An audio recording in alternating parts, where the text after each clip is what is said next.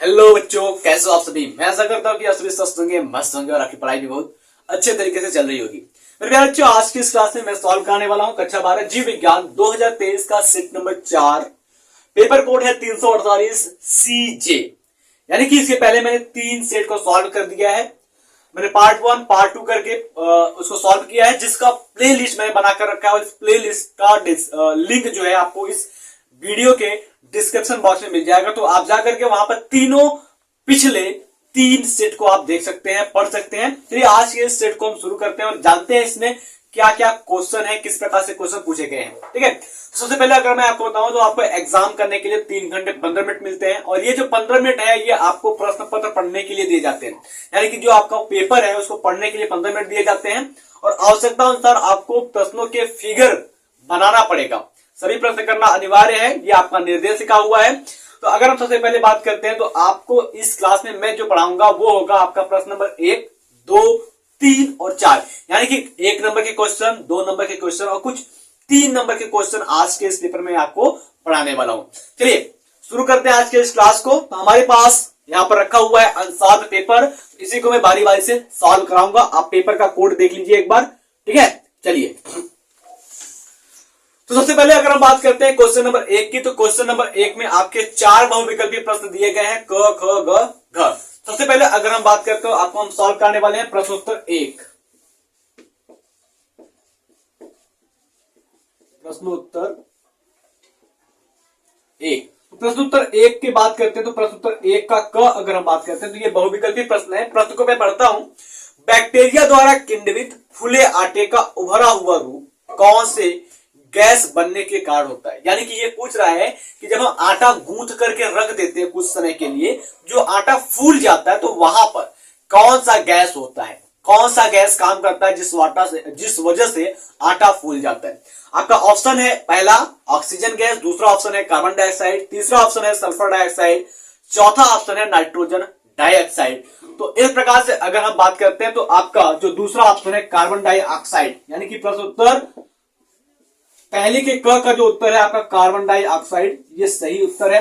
उसके बाद अगर हम बात करते हैं प्रश्न उत्तर पहले के ख का, तो ख का मैं प्रश्न पढ़ता हूं। देखिए, किसने पुष्टि किया कि डीएनए एक आनुवंशिक पदार्थ है। यानी कि ये पूछ रहा है कि कौन से ऐसे वैज्ञानिक हैं जिन्होंने बताया कि डीएनए एक आनुवंशिक पदार्थ है। पहला ऑप्शन है मैथ्यू मेल्सन, फ्रैंकलिन स्टॉल, दूसरा ऑप्शन है अल्फ्रेड हर्शे व मार्था चेस, तीसरा ऑप्शन है आपका बेडल एवं टेटम, चौथा ऑप्शन है आपका वाटसन एवं क्रिक। तो इस प्रकार से अगर मैं बताऊं आपको तो डीएनए एक आनुवंशिक पदार्थ है। इसको अपने प्रयोगों के द्वारा सिद्ध किया था अल्फ्रेड हर्शे और मार्था चेस। तो इस प्रकार से प्रश्न उत्तर 1 के ख का भी आंसर दूसरा हो जाएगा Alfred Hershey Martha Chase. Alfred Hershey एवं मार्था चेस।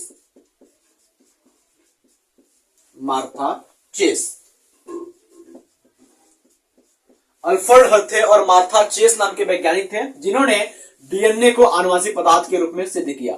इसी प्रकार से चलते हैं हम आगे की ओर। क्वेश्चन नंबर ग के देखते हैं। तो ग में कहा गया है कि घास परिवार में बीज पत्र को क्या कहते हैं। यानी कि ये कह रहा है कि जो आपका ग्रास फैमिली होता है उसमें बीज पत्र जो होता है, कॉटिलिडन जो होता है, उसको हम किस नाम से जानते हैं। ऑप्शन आपका दिया गया है प्रसर्ग, दूसरा दिया गया है प्रांकुल चोल, तीसरा दिया गया है परिभ्रूणपोष, चौथा दिया गया है प्रसुप्ति। तो आपका जो सही आंसर है वो है आपका प्रसर्ग, यानी कि ऑप्शन नंबर 1 प्रसर्ग, ये आपका सही आंसर है। उसी के आगे हम चलते हैं, क्वेश्चन नंबर घ को करते हैं। और घ में क्या है आपको प्रश्न पढ़कर मैं सुनाता हूं। क्रोमोसोमीय यानी कि गुणसूत्रीय विकार का उदाहरण है। यानी कि अगर हम बात करते हैं जो गुणसूत्रीय विकार होता है वो क्या होता है। देखो, गुणसूत्र की अधिकता या असमानता, ठीक है, गुणसूत्र में कोई बदलाव हो जाए, उसकी स्थिति में बदलाव हो जाए, उसकी संख्या में अधिकता हो जाए या कमी हो जाए, तो इस वजह से गुणसूत्रीय विकार यानी कि क्रोमोसोमल डिजीज उत्पन्न होते हैं। तो ये पूछ रहा है कि जो नीचे बीमारियों के नाम दिए गए हैं उसमें से गुणसूत्रीय बीमारी कौन है, या गुणसूत्र की अधिकता या कमी के कारण होने वाला बीमारी कौन सा है। ऑप्शन में पढ़ता हूं, आप सुनिएगा। पहला है टर्नर सिंड्रोम, दूसरा है आपका हीमोफीलिया, तीसरा है वर्णांधता, चौथा है फेनिलकीटोन यूरिया। यानी कि इस प्रकार से अगर हम बताते हैं आपको तो हीमोफीलिया वर्णांता फेनिलकेटोन्यूरिया ये आपका आनुवांशिक रोग है, यानी कि एक पीढ़ी से दूसरी पीढ़ी में स्थानांतरित होते रहता है। तो अगर हम कहें तो ये तीनों रोग जो है ये आपके क्रोमोसोमल विकार में नहीं आते हैं, गुणसूत्रीय विकार में नहीं आते हैं। बचता है आपका पहला ऑप्शन क्या आ जाए आपका टर्नर सिंड्रोम। तो टर्नर सिंड्रोम जो है आपका टर्नर सिंड्रोम ये आपका गुणसूत्रीय विकार है। तो मैं ऐसा करता हूं कि ये पहला प्रश्न उत्तर का हमने चारों क्वेश्चन कर लिया जो आपको अच्छे से समझ में आ गया होगा। चलिए अगर हम बात करते हैं प्रश्न उत्तर 2 की, तो प्रश्न उत्तर 2 जो है आपका एक नंबर का प्रश्न है। यहां पर आपको कुछ 1-2 डायग्राम बनाना है केवल, और कुछ के बारे में आपको अच्छे से लिख करके समझाना है थोड़ी ही बातों में। चलिए अगर हम बात करते हैं प्रश्न उत्तर 2 की, प्रश्न उत्तर 2 में पहले प्रश्न को मैं पढ़ता हूं। सबसे पहले यहां पर लिख लूं मैं प्रश्नोत्तर 2। तो प्रश्न उत्तर 2 में भी क ख ग घ अंग यानी कि 5 प्रश्न दिए गए हैं। जो आपका प्रश्न उत्तर 2 का पहला प्रश्न यानी कि क है वो कह रहा है कि स्त्री केसर यानी कि जायांग का नामांकित चित्र बनाइए। यानी कि अगर हम बात करते हैं जो आवृत्त बीजी पादप के पुष्प होते हैं वहां पर एक स्त्री केसर होता है जो कि नर जनन अंग का प्रतिनिधित्व करता है। एक पुंकेसर होता है जो कि स्त्री केसर जो होता है वो मादा जनन अंग का प्रतिनिधित्व करता है, और जो पुंकेसर होता है वो आपके नर जनन अंग का प्रतिनिधित्व करता है। तो यहां पर क्या करना है आपको पुष्प के मादा जनन अंग का भाग बनाना है। तो अगर हम बात करते हैं प्रश्न नंबर क की, ये कह रहा है कि आपको बनाना है स्त्री केसर का नामांकित चित्र। स्त्री केसर का चित्र बनाना है। तो मैं देखो क्या करता हूं, मैं पहले आपको डायग्राम बनाकर बता देता हूं।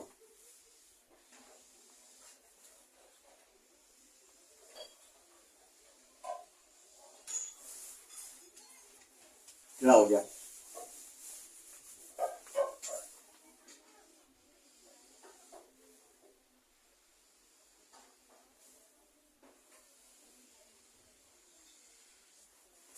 इस प्रकार से जो आपका स्त्री जनन तंत्र है या स्त्री केसर जिसको हम जायांग कहते हैं उसका चित्र बनेगा। नाम बता दूं मैं सबका आपको, ये आपका स्टिग्मा,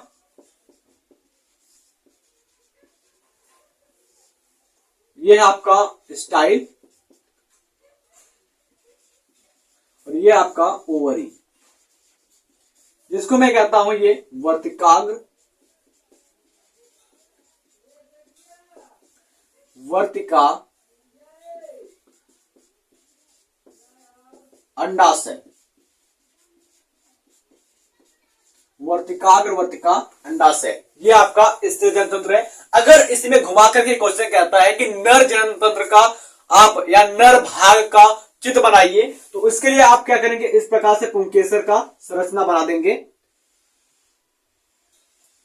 ये आपका क्या हो जाएगा, नर भाग हो जाएगा पुष्प का, ठीक है। इस प्रकार से अगर आप बनाएंगे तो ये नर भाग हो जाएगा, जिसको हम कहते हैं ऊपर वाले को एंथर, इसको हम कहते हैं फिलामेंट। एंथर का मतलब होता है परागकोश, फिलामेंट का मतलब होता है तंतु या डंठल तंतु, ठीक है।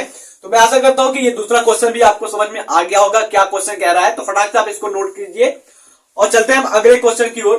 देखो इसी में अगर मैं लिखूं यहां पर, तो प्रश्न उत्तर 2 का जो ख है वो कह रहा है कि नाइट्रोजन स्थिरीकरण करने वाले 2 सूक्ष्म जीवों का नाम लिखिए। अगर ये बात करते हैं तो जो वातावरण में नाइट्रोजन उपस्थित होता है, उस नाइट्रोजन का जो मिट्टी के अंदर फिक्सेशन कौन करता है, नाइट्रोजन का स्थिरीकरण कौन करता है, इसके 2 बैक्टीरियो का 2 जीवाणुओं का नाम लिखना है। तो अगर हम बात करते हैं जो पहला जीवाणु है आपका वो आ जाता है इसमें एजोबैक्टर, और दूसरा होता है नाइट्रासोमोनास। ये दोनों ऐसे जीवाणु हैं जो लेग्यूम फसल जो होती है उसके नोड में पाए जाते हैं, और इसको नोड में रह करके वातावरणीय नाइट्रोजन का फिक्सेशन यानी कि स्थिरीकरण करते हैं। तो अगर हम बात करते हैं प्रश्न उत्तर 2 के ख के वातावरणीय नाइट्रोजन फिक्सेशन की बात करते हैं, एटमॉस्फेरिक नाइट्रोजन फिक्सेशन का काम कौन करता है। तो अगर हम बताते हैं तो प्रश्न क्या आपका, नाइट्रोजन स्थिरीकरण करने वाले, नाइट्रोजन स्थिरीकरण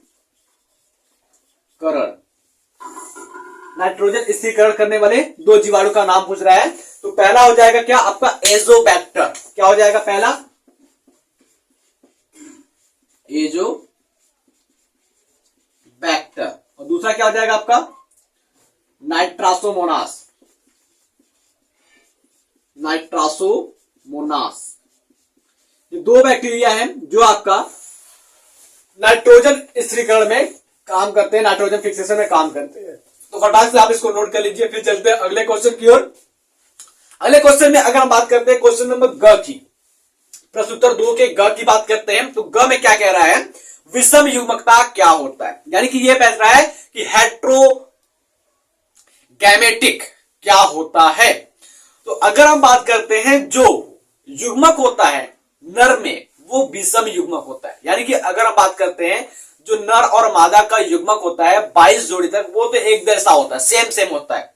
लेकिन अगर हम बात करते हैं 23वां जोड़ी की बात करते हैं, नर का जो 23वां जोड़ी युग्मक होता है वो विषम होता है। कैसे? नर के 23वें जोड़ी युग्मक क्या होता है, एक एक्स और एक वाई क्रोमोसोम होता है, एक एक्स गुणसूत्र एक वाई गुणसूत्र होता है, और इस प्रकार से ये आगे चल करके दो विषम युग्मक का निर्माण करता है, एक्स और वाई का। तो इसलिए इसको क्या कहेंगे हम, विषम युग्मक कहेंगे। तो अगर हम बात करते हैं इसको लिखेंगे कैसे, जब एक जीव में लिंग गुणसूत्र असमान होते हैं अर्थात दो अलग अलग प्रकार के युग्मक का निर्माण करते हैं, तो इस घटना को क्या कहते हैं, विषम युग्मकता कहते हैं। तो यहां पर मैं लिखता हूं, जगह यहां पर है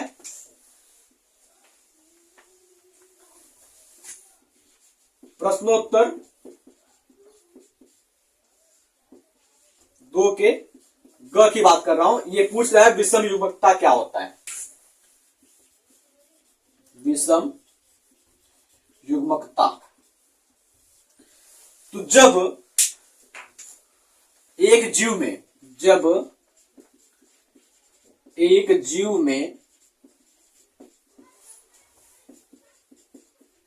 लिंग निर्धारण,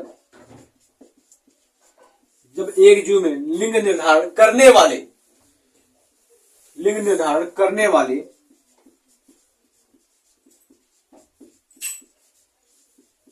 युग्मक असमान हो,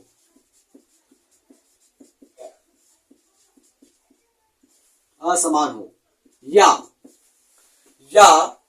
अलग अलग प्रकार के युग्मक का निर्माण करते हैं, या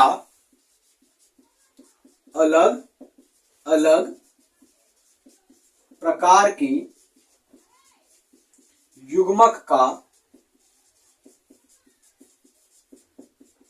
निर्माण करते हैं, तो यह घटना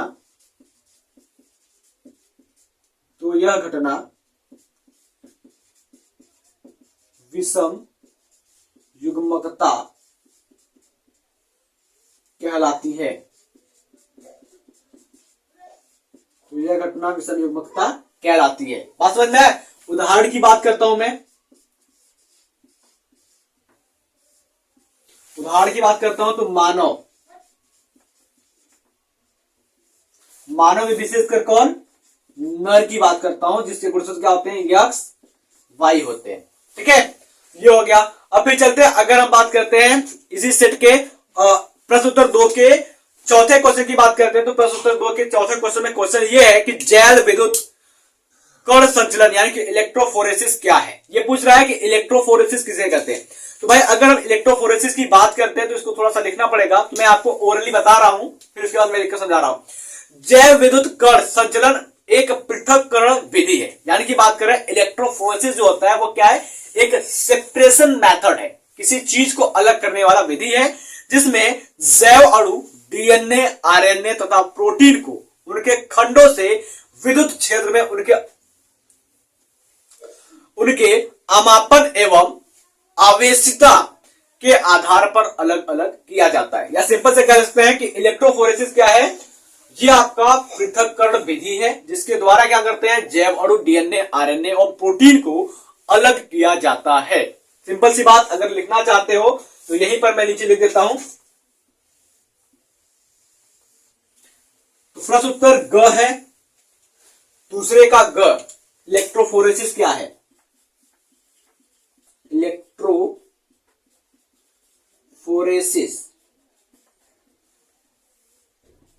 इलेक्ट्रोफोरेसिस क्या है?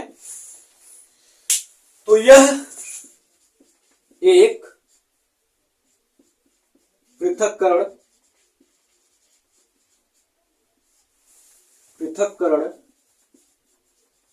विधि है जिसमें जैव अणु डीएनए, आरएनए एवं प्रोटीन को पृथक किया जाता है।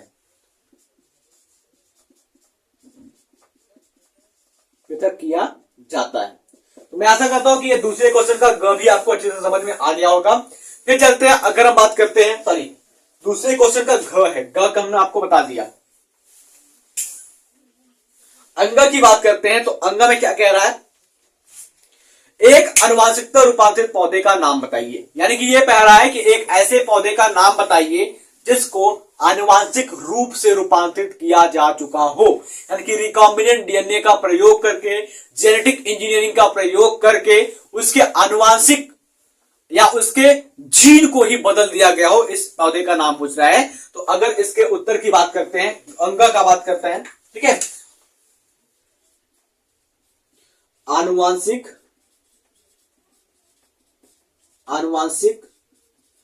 रूपांतरित पौधा कौन हो जाएगा भैया? तो आनुवांशिक रूपांतरित पौधे की बात करते हैं तो बीटी कपास, बीटी चावल, बीटी मक्का, बीटी राइस, बहुत सारे पौधे मैंने आपको बता दिया। तो केवल इसमें से आपको एक लिखना है, मैं आपको बता देता हूं जो आपको याद हो। बीटी कपास, बीटी चावल जिसको राइस कहते हैं, बीटी मक्का आदि, ये क्या है? आनुवांशिक रूपांतरित पौधे हैं। तो आप इन तीनों को लिख सकते हैं, या तीन में से किसी एक को पूछा तो एक को लिखिए। तो मैं चलता हूं इसी के साथ प्रश्न उत्तर 3 की ओर। तो फटाक से आप प्रश्न उत्तर 1 और 2 को नोट करना चाहते हैं तो नोट कर लीजिए, फिर उसके बाद प्रश्न उत्तर 3 को मैं आपको समझाऊंगा अच्छे तरीके से। चलते हैं प्रश्न उत्तर 3 की ओर। प्रश्न उत्तर 3 में पहला जो प्रश्न है ये पूछ रहा है कि जैव विविधता के क्षति के 2 प्रमुख कारण को बताना है। यानी कि जो हमारा जैव विविधता है, बायोडायवर्सिटी जो है, वो कैसे क्षति हो रही है, उसकी हानि, उसका नुकसान कैसे हो रहा है, इसके 2 कारणों को आपको बताना है। तो प्रश्न उत्तर कौन सा है, इसको मैं लिखता हूं। प्रश्न उत्तर 3 का ये क है, जैव विविधता क्षति के कारण। तो पहले कारण की बात करता हूं तो ये होता है आवासीय क्षति या विखंडन। यानी कि किसी स्थान पर रह करके ही वहां के जीव जो होते हैं या वहां के लोग जो होते हैं उसको क्षति पहुंचाते हैं, ये कहलाएगा आवासीय क्षति या विखंडन, बंटवारा जिसको कहते हैं। दूसरा जो होता है वो विदेशी जातियों का आक्रमण। तो अगर हम बात करते हैं जैव विविधता क्षति के कारण की, ये क्वेश्चन लिख रहा हूं मैं, जैव विविधता के क्षति का कारण, पहला क्या हो जाएगा, इसमें उत्तर भी बात करता हूं मैं। पहला जो हो जाएगा वो हो जाएगा आवासीय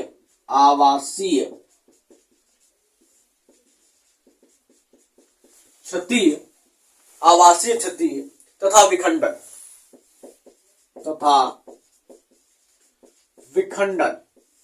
दूसरा क्या हो जाएगा, विदेशीय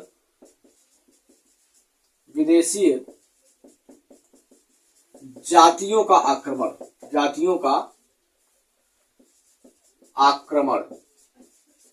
विदेशीय जातियों का आक्रमण। ये आपके प्रश्न उत्तर तीसरे के क का 2 हो गया जो पूछा गया था। उसके बाद बात करते हैं प्रश्न उत्तर तीसरे के ख की। तो प्रश्न उत्तर तीसरे के ख में जो आपका क्वेश्चन है ये पूछ रहा है कि पारजीवी जंतु पर उदाहरण सहित संक्षिप्त टिप्पणी लिखिए। यानी कि ये पूछ रहा है कि पारजीवी जंतु क्या होते हैं, पारजीवी जंतु क्या होते हैं, ठीक है, पारजीवी जंतु पर संक्षिप्त टिप्पणी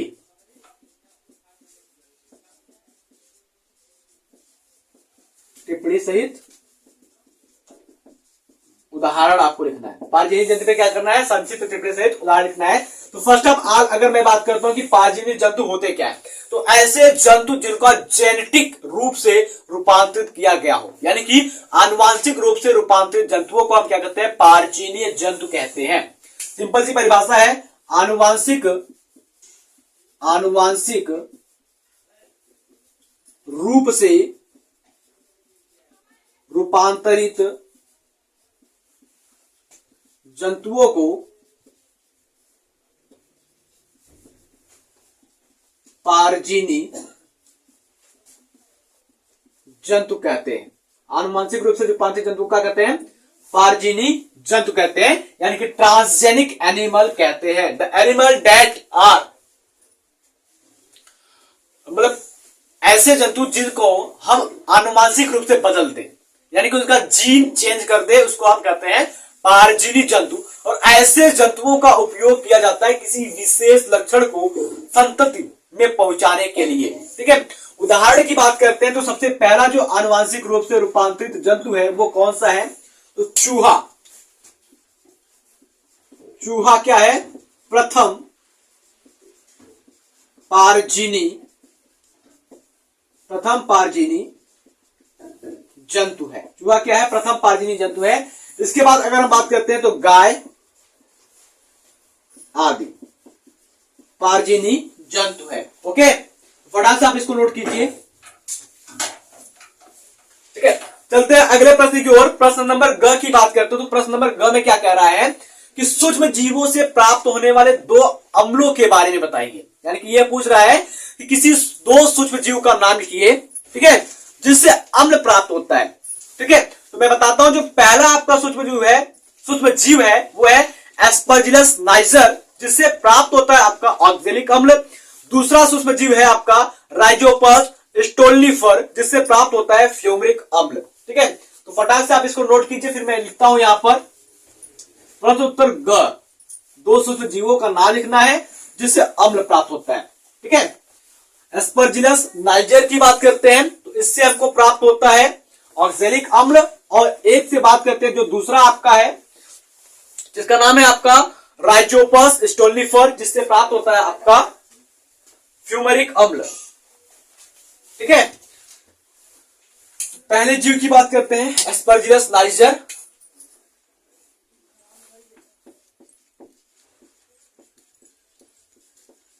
एस्परजिलस नाइजर, इससे जो अम्ल प्राप्त होता है उसका नाम क्या है, ऑक्जेलिक अम्ल। ठीक है, कौन सा, ऑक्जेलिक अम्ल। ऑक्जेलिक अम्ल। दूसरे जीव की बात करते हैं, दूसरा जीव क्या है आपका राइजोपस स्टोल्निफर।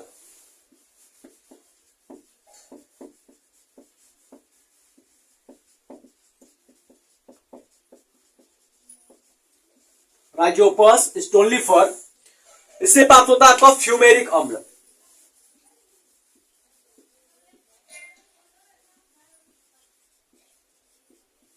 ठीक है, क्वेश्चन क्या था आप फिर से सुन लीजिए। दो जीवों का नाम लिखना है ना, दो जीव जिससे क्या प्राप्त होता है, अम्ल प्राप्त होता है। एस्परजिलस नाइजर से ऑक्जेलिक अम्ल, राइजोपस स्टोल्निफर से फ्यूमेरिक अम्ल। दो ऐसे जीव जिससे अम्ल प्राप्त होता है। फटाक से आप याद कर लीजिए, दो नाम याद करेंगे आपको 1 नंबर मिलेगा। ठीक है, देख रहे 1 मिनट, दो नाम याद करेंगे आपको 2 नंबर मिलेगा, 1 नंबर नहीं मिलेगा। चलिए अगले क्वेश्चन की ओर बात करते हैं। तो क्वेश्चन नंबर घ है, ये पूछ रहा है कि परागकण क्या होता है, इसका नामांकित चित्र बनाइए। पॉलन ग्रेन जो मेल गैमेट कहलाता है पुष्पीय पादप में, उसका नाम लिखना है, उसके बारे में बताना है और उसका चित्र बना करके उसका नाम लिखना है। तो आप इस दोनों नाम को नोट कीजिए। फटाक से मैं चलता हूं इस क्वेश्चन की ओर। आपका क्वेश्चन नंबर घ है, what is the pollen grain and draw a label diagram. परागकण क्या है, तो परागकण क्या है, पुष्पीय पादप का नर युग्मक है। ठीक है, जो कि पराग कोश से निकलता है। तो परागकण जिसको हम कहते हैं पॉलन ग्रेन, पॉलिन ग्रेन पुष्पीय पादप का आगे बात करते हैं। ये कह रहा है कि परागकण का चित्र बनाइए। तो परागकण का चित्र मैं अगर बनाऊं तो यहां पर देखिए, परागकण जो होता है वो गोलाकार होता है और दो परतों से घिरा होता है। इसका जो आंतरिक परत होता है वो चिकना होता है और जो बाहरी परत होता है वो क्या होता है, खुरदरा होता है। इस प्रकार से ये क्या होता है, बाहरी परत खुरदरा होता है, कठोर होता है। तो अगर हम बात करते हैं परागकण का जो बाहरी परत होता है वो स्पोरोलेनिन का बना होता है, जो आंतरिक परत होता है वो पेक्टिन तथा सेलुलोज का बना होता है। अभी तक किसी ऐसे एंजाइम का खोज नहीं हुआ है जो कि स्पोरोलेनिन को तोड़ सके। ठीक है, स्पोरोलेनिन को क्या करे, तोड़ सके, इसकी बात करते हैं। और अगर हम बात करते हैं पेक्टिन तथा सेलुलोज जो होता है वो भाई टूट सकता है। परागकण का जो व्यास होता है वो 25 से 50 माइक्रोन का होता है। ठीक है, तो डिटेल में आपको लिखना है, तो डिटेल में लिखूंगा तो मैं ज्यादा टाइम जाएगा। तो मैं कोशिश करूंगा कि जो आपको परागकण वाला वीडियो मैंने बनाया था वो परागकण वाला वीडियो ही नीचे डिस्क्रिप्शन बॉक्स में दे दूं ताकि आप वहां से लिख सके। ठीक है, तो बाकी की बातें मैंने आपको यहाँ पर बता दिया, थोड़ी सी बातें मैं और लिख देता हूँ। जो परागकण का व्यास होता है, ठीक है, अगर हम इसके व्यास की बात करते हैं तो व्यास क्या हो जाएगा भाई, इसका व्यास जो होता है इसका वो होता है 25 से 50 माइक्रोमीटर की बात करता हूं। इसका जो ये क्या होता है, दो परतों का बना होता है। ये क्या होता है, गोलाकार होता है। बाहरी परत की बात करता हूं तो बाहरी परत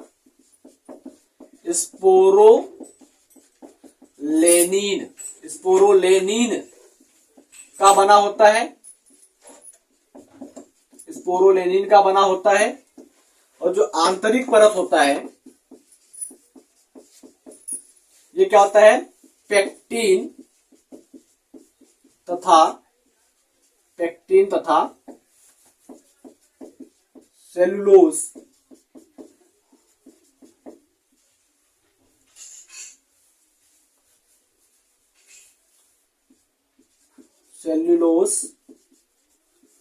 का बना होता है। ओके, देखिए ये है परागकण का चित्र, मैं यहां पर नाम लिख देता हूं। ये क्या है, इसका बाहरी परत जिसको हम क्या कहते हैं, एक्साइन कहते हैं। ये क्या है, आंतरिक परत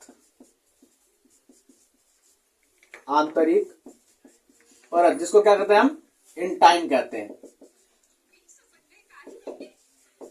और क्या है ये आपका, इसका जीव द्रव्य है, जीव द्रव्य जिसको हम क्या कहते हैं, प्रोटोप्लाज्म कहते हैं, प्रोटोप्लाज्म कहते हैं। ये क्या इसका केंद्रक है जिसको हम क्या कहते हैं, न्यूक्लियस कहते हैं। बात समझ में आई।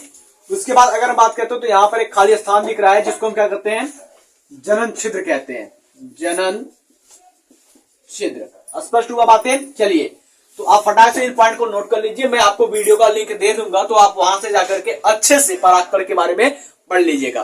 फिर चलते हैं हम, अगर बात करते हैं प्रश्न उत्तर तीसरे के अंग के बारे में, तो अंग में ये पूछ रहा है कि अनुलेखन इकाई के मुख्य भागों का नाम लिखिए। यानी कि अगर हम बात करते हैं जो कोडिंग होता है, प्रोटीन कोड करने वाले जो इकाई होते हैं उसमें कौन कौन से भाग प्रमुख हैं उसका ये नाम पूछ रहा है। ठीक है, तो फटाक से आप पहले इस पॉइंट को नोट कीजिए ताकि मैं अगले पॉइंट को बता सकूं कि अनुलेखन इकाई में भाग लेने वाले कौन कौन से इकाई हैं।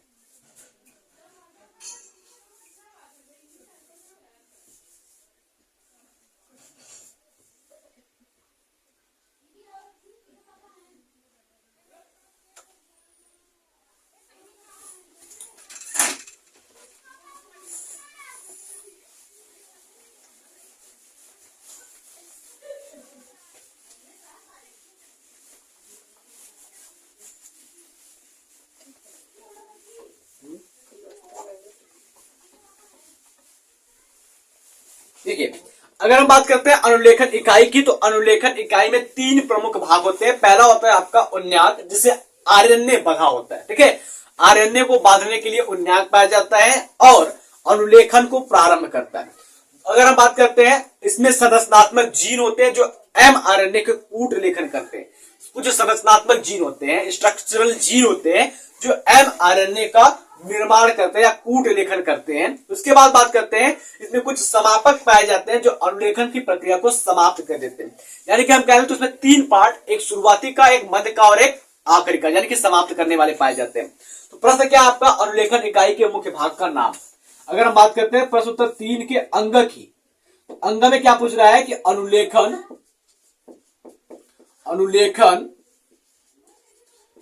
इकाई के प्रमुख भाग,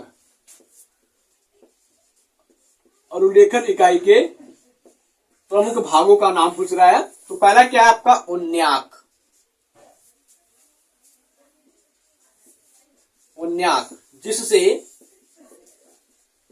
जिससे आरएनए बंधता है। ठीक है, आरएनए बनता है या आरएनए पॉलीमरेज बनता है।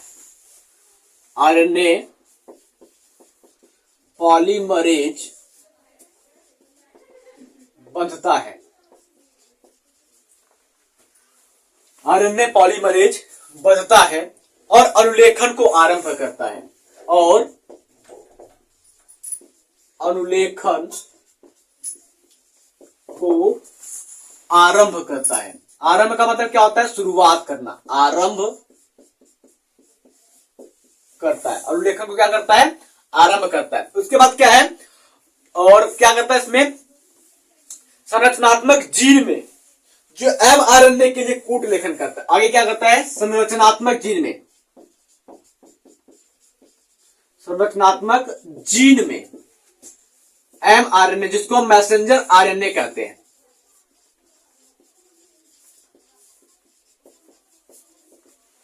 के अनुलेखन में सहायता करता है या के लिए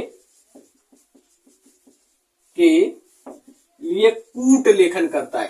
कूट लेखन करता है। उसके बाद अगर हम आखिरी में बात करते हैं तो समापक में उल्लेखन की प्रक्रिया को निभाता है। समापक की बात करते हैं, जो अंत होता है, यानी कि समाप्त जो होता है, उसके अनुलेखन की प्रक्रिया को निभाता है या फिर कहते हैं समाप्त करता है। में अनुलेखन की प्रक्रिया को समाप्त करता है। बात समझ में आई? तो फटाक से आप इस प्रश्न के उत्तर को भी नोट कीजिए। फिर चलते हैं, अगर हम बात करते हैं प्रश्न उत्तर 4 की, तो प्रश्न उत्तर 4 में भी क, ख, ग, घ नाम से प्रश्न पूछे गए हैं। और ये प्रश्न उत्तर 4 का प्रत्येक प्रश्न आपके 3-3 नंबर का है। पहला प्रश्न है कि बीज क्या है, किसी एक बीज की संरचना का वर्णन कीजिए। यानी कि आपका कह रहा है कि एक बीज बनाना है और इस बीज के समस्त भागों का वर्णन करना है। तो मैं बीज का चित्र में आपको बना करके बता दूंगा, उसके बारे में मैं आपको समझा दूंगा, लेकिन उसके बारे में लिखना आपको खुद से होगा। ठीक है, और इसके बाद बीज क्या होता है, इस भाग को भी मैं आपको लिख करके समझा दूंगा। ठीक है, क्वेश्चन थोड़ा सा लंबा है, इसलिए मैं आपको लिख करके नहीं बल्कि डिटेल आपको ओरली समझा करके बताने की कोशिश करूंगा। तो फटाक से पहले आप इस क्वेश्चन को नोट कीजिए, फिर चलते हैं प्रश्न उत्तर 4 की ओर।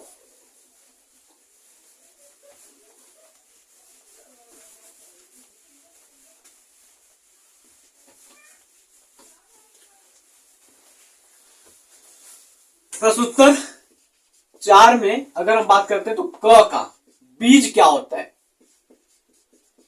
बीज क्या है, ये आपका प्रश्न है। इस किसी एक बीज का संरचना बना करके आपको डिटेल में इसका वर्णन करना है।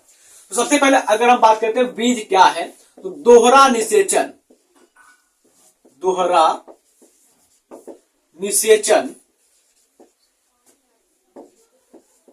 के फलस्वरूप बीजांड बीज में परिवर्तित हो जाता है,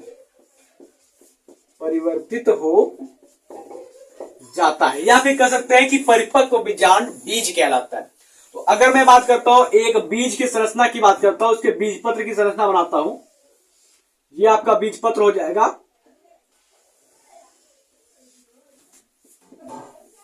ठीक है, तो यहां पर ये क्या हो जाएगा आपका बीज पत्र, जिसमें पोषण निहित होता है। बीज पत्र जो होता है वो फूला हुआ होता है और इस बीज पत्र में क्या होता है, बीज को जो प्रांकुर और उलांकुर होते हैं, जो तना होता है जिससे प्रांकुर से निकलता है, उसको पोषण देने के लिए इसमें पोषण भरा होता है। ठीक है, इधर भी क्या है, ये भी आपका बीज पत्र है। इस प्रकार से आपको बीज पत्र का संरचना बना लेना है। और अगर हम बात करते हैं ये ऊपर क्या है, ऊपर की बात करते हैं तो ये आपका प्रांकुर है और ये क्या है, मूलांकुर है। ठीक है, इस प्रकार से आप बीज पत्र की संरचना बनाएंगे और बीज का निर्माण कैसे होता है उस विधि को आपको समझाना है। इसके लिए मैं क्या करूंगा, आपको डिस्क्रिप्शन बॉक्स में एक वीडियो दूंगा, उसे आप देखिएगा ताकि आपको अच्छे से समझ में आ जाए। ठीक है, तो वो लगभग आपका 10 से 12 मिनट का वीडियो है, उसको देखेंगे तो आपको अच्छे से समझ में आ जाएगा। फिर चलते हैं अगले प्रश्न की ओर। तो अगला प्रश्न कह रहा है, ख में निम्नलिखित पर संक्षिप्त टिप्पणी लिखिए, यानी कि थोड़ी ही बातों में आपको अच्छे से समझाना है। पहला कह रहा है सहभोजिता क्या होता है, दूसरा कह रहा है कि अंतरजातीय परजीविता यानी कि प्रतिजीविता क्या होता है। सहभोजिता और प्रतिजीविता बहुत ज्यादा अंतर इसमें। अगर बात करते हैं तो प्रश्न उत्तर 4 के ख की, तो सहभोजिता का मतलब क्या होता है, साथ साथ भोजन को ग्रहण करना। ठीक है, साथ साथ जीवन का यापन करना सहभोजिता कहलाता है। सहभोजिता, देखो सह का मतलब क्या होता है, साथ साथ। भोजिता का मतलब क्या होता है, भोजन लेना। तो ऐसा जीव जिसमें भोजन लेने की प्रक्रिया साथ साथ होती है उसको हम कहते हैं सहभोजीय जीव। ठीक है, और इसका मतलब क्या हो जाता है, भैया साथ साथ जिएंगे साथ साथ मरेंगे। सहभोजिता का मतलब यही होता है। ठीक है, तो अगर बात करते हैं कि इसको हम लिखेंगे कैसे सहभोजिता को, तो साथ साथ भोजन ग्रहण करने की प्रक्रिया को हम क्या करते हैं, सहभोजिता कहते हैं। ठीक है, उसके बाद अगर हम बात करते हैं कि अंतरजातीय परजीविता जिसको हम प्रतिजीविता कहते हैं, ये क्या होता है। ख में अगर पहला ये हो गया आपका सहजीविता, दूसरा क्या हो जाएगा, प्रतिजीविता। प्रतिजीविता, प्रतिजीविता की बात करते हैं तो इसको हम कहेंगे परजीवी। परजीवी जंतु के नाम से भी इसको हम जानते हैं, या अंतरजातीय जीव कहते हैं। ऐसे जीव जो अपने भोजन के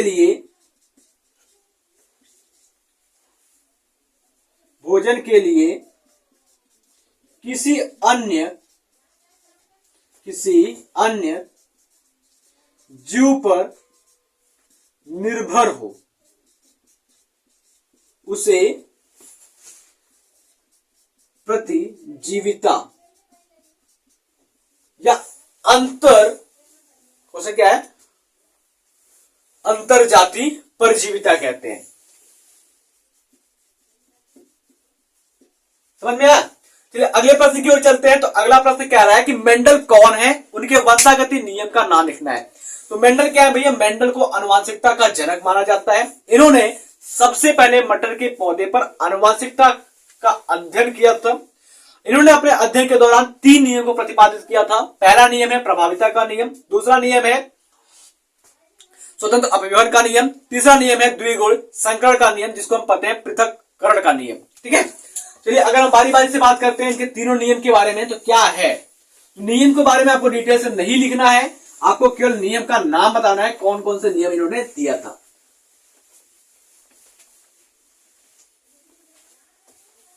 प्रश्न उत्तर 4 का प्रश्न नंबर ग,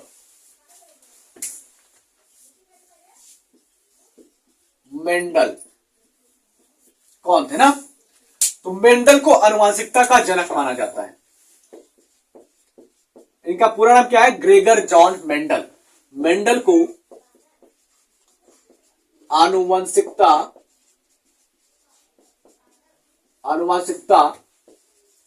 का जनक कहा जाता है। इन्होंने क्या किया था, 1665 ईस्वी में अपने नियम का प्रतिपादन किया था।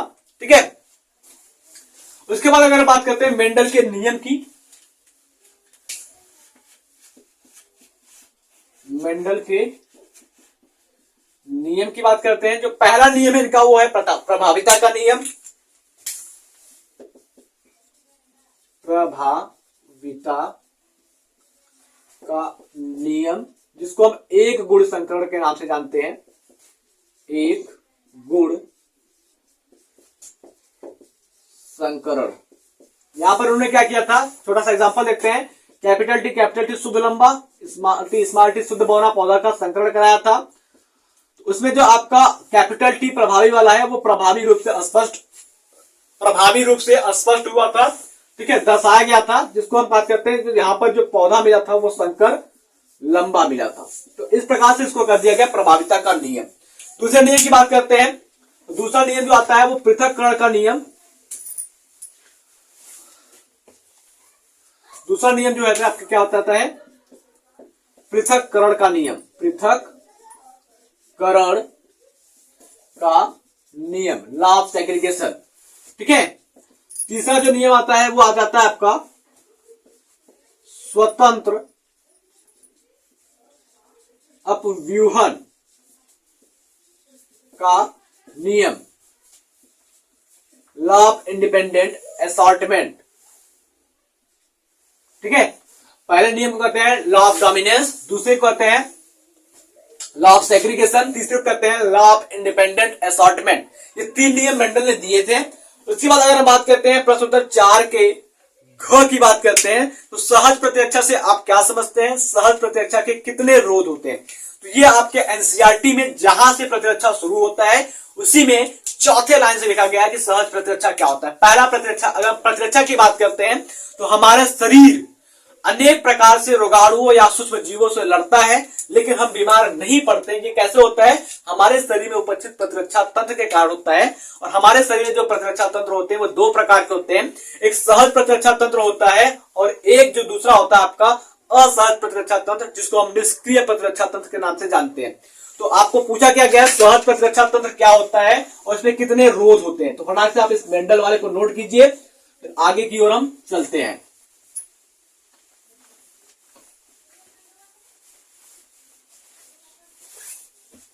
क्वेश्चन नंबर घ,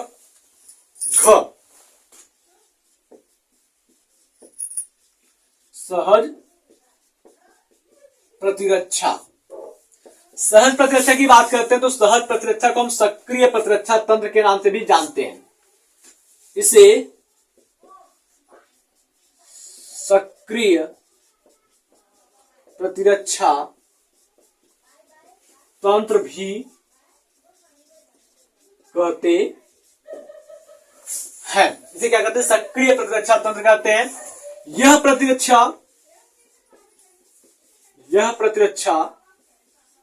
रोग विशिष्ट नहीं होता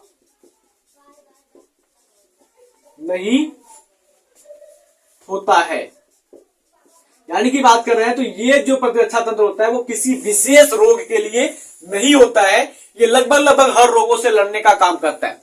जैसे अगर हम बात करते हैं कोई विशिष्ट प्रतिरक्षा आ जाएगा, सिंपल सा, अभी कोरोना गया है तो कोरोना का जो वैक्सीन लगा था तो वो एक विशिष्ट रोग के लिए लगा था, कोरोना के लिए लगा था। यानी कि कोरोना का जो वैक्सीन कोविशील्ड कोवैक्सीन लगा हुआ था, ये कोविशील्ड या कोवैक्सीन जो वैक्सीन लगा हुआ था वो केवल और केवल कोरोना के जीवाणुओं के लिए, कोरोना के वायरस के लिए ही काम करेगा। जैसे सपोज दैट अगर हम बात करते हैं आपको लोहे या लकड़ी से चोट लगी है, आपने एंटी टेटनस सीरस का वैक्सीन लगवाया, यानी कि एटीएस का वैक्सीन लगवा लिया, टेटनस का सुई लगवा लिया, तो वो जो टेटनस का इंजेक्शन या टीका है वो केवल टेटनस के जीवाणुओं के लिए होगा, न कि खांसी के लिए और टीबी के लिए होगा। जैसे कि अगर हम बात करते हैं पोलियो का वैक्सीन लगता है तो ये पोलियो के लिए ही काम करता है, न कि कोरोना के लिए काम करेगा। ठीक है, उसी प्रकार से अगर हम बात करते हैं जो अविशिष्ट होता है तो ये किसी एक रोग के लिए विशेष नहीं होता है। यानी कि अगर हम बात कर ले, ये रोग प्रतिरक्षा जो होता है वो विशिष्ट नहीं होता है, अर्थात ये अविशिष्ट होता है। दूसरी बात करते हैं तो यह प्रतिरक्षा जन्मजात होती है। यह प्रतिरक्षा क्या होती है, जन्मजात होती है। यानी कि कोई बच्चा अगर पैदा हो रहा है तो उसके अंदर प्राकृतिक रूप से यह प्रतिरक्षा जो होती है उपस्थित होती है। तो अगले बात करते हैं तो सहज प्रतिरक्षा में रोध कितने होते हैं। सहज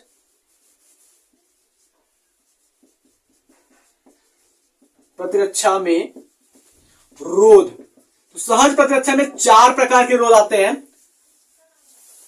पहला जो रोध होता है वो आपका होता है शारीरिक रोध,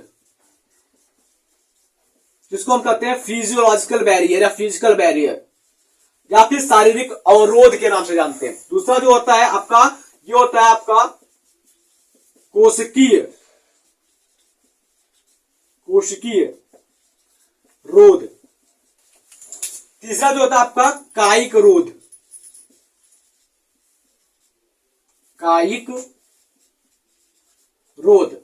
और चौथा जो आता है आपका वो साइटोकाइन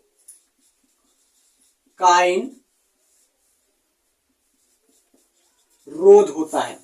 इस प्रकार से ये 4 रोध होते हैं सहज प्रतिरक्षा तंत्र के अंदर। चलते हैं अगले प्रश्न की ओर। तो अगला प्रश्न क्या है, प्रश्न नंबर 5 की बात करते हैं। तो प्रश्न नंबर 5 में हम बात करते हैं तो ये 3-3 नंबर के प्रश्न हैं और यहां पर आपके 4 प्रश्न पूछे गए हैं। तो मैंने आधे पेपर को आज सॉल्व किया है, तो आधे पेपर को अगले क्लास में सॉल्व करेंगे, यानी कि क्वेश्चन नंबर 5, 6, 7, 8 और क्वेश्चन नंबर 9 को मैं अगले क्लास में सॉल्व कराऊंगा, ताकि ये वीडियो ज्यादा लंबा ना हो सके। मिलते हैं आपसे अगले क्लास में, तब तक के लिए जय हिंद, जय भारत।